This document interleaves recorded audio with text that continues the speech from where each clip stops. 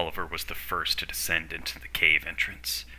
There were no steps down into it, so he had to be very careful and use what rocks he could to support his weight. As he shimmied down about 6 feet, he finally got to solid ground. As he settled himself, Arash was not far behind. Both shining their flashlights down the corridor, he could see that this cave was small and it winded a little bit like a snake. Oliver brought a special flashlight that used candela instead of lumens for a more focused lens. He could see to the very end of the cave from the entrance, about 150 feet, at least part of it. The very mouth of the cave was hidden behind a bend. "Let's go, but be careful," Arash stated. Oliver nodded, and they began to walk slowly down into the cave. Not far in, Oliver stopped. "Look!" he shouted as he scared Arash a little bit. "A sword! It must have been hidden here. I wonder if this is a cache of weapons." Oliver bent down and looked at the dusty sword for a long while. It was a classic Shamshir sword. Not decorative, but with a silver pommel, black handle, silver handguard, and entirely black sheath. He reached out his hand to pick up the sword. As he wrapped his hand around the sheath, chills ran down his spine, goosebumps all over his body. He wrapped his hand around the handle.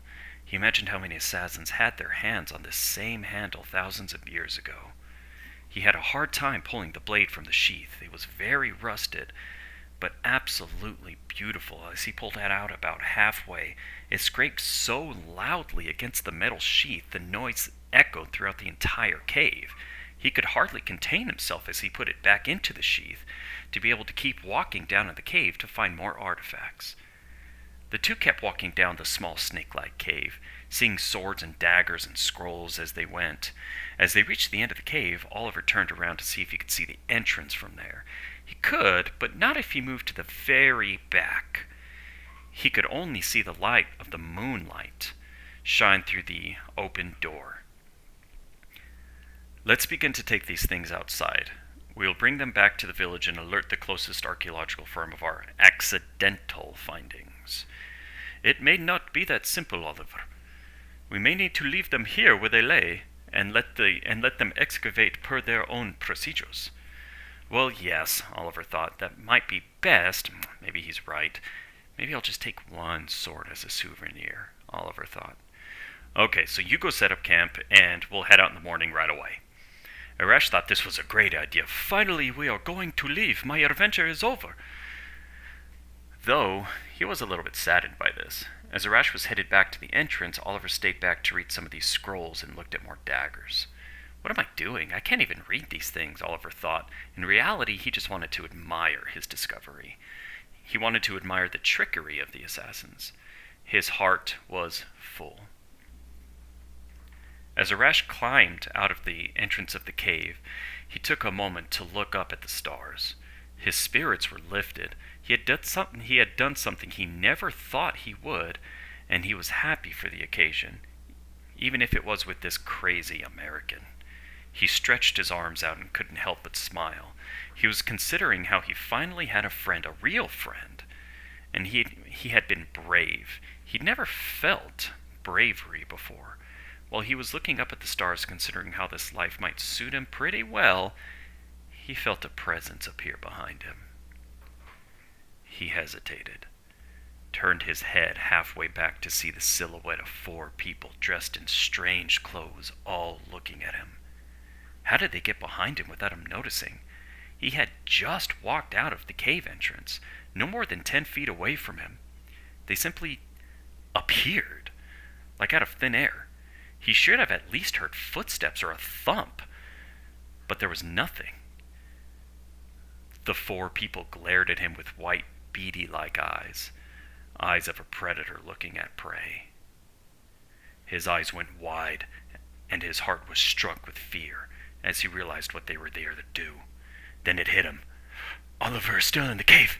With courage Arash didn't know he had, he rushed at the closest man he could. The man quickly deflected Arash's punch and sidestepped away from him, pushing Arash into another man. He took this opportunity and swung his left hand, connecting with the second man before he was muffled by a hand and subdued with a singular solid blow to the head. Oliver was so focused on these artifacts he almost didn't hear the scuffle and the small thump of Arash being struck on the head. "Arash, what was that? Did you fall off the rocks?" There was no reply. This was suspicious to Oliver. Arash had always had something to say. If anything, he was the drama queen.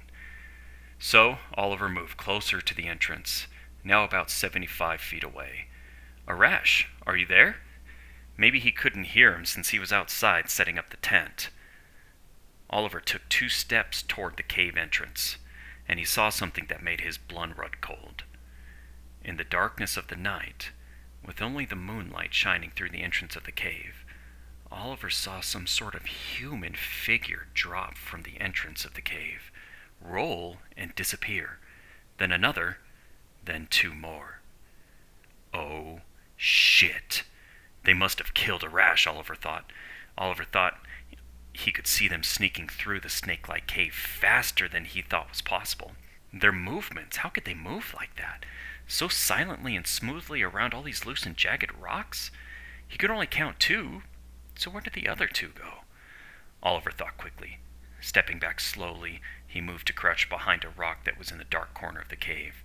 Without making a sound, he carefully stepped over the rock and into the shadows. As he was crouching down, he allowed himself to be swallowed by the darkness, effectively becoming invisible to the naked eye.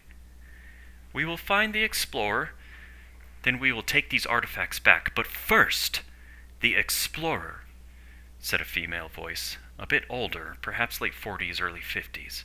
No one replied. "Americans. They're American," Oliver thought.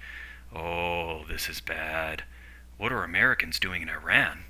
A place with extremely high political tensions with America, a place he wasn't supposed to be in, a place he shouldn't be stealing artifacts."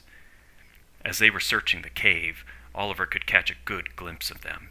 They moved like demons, seemingly not touching the ground. It was like they were floating. Ordinary people don't move like this, Oliver thought. He could almost make out what they were wearing. His eyesight in the dark was always a little bit better than most people's. He never knew why, but he always liked that about himself.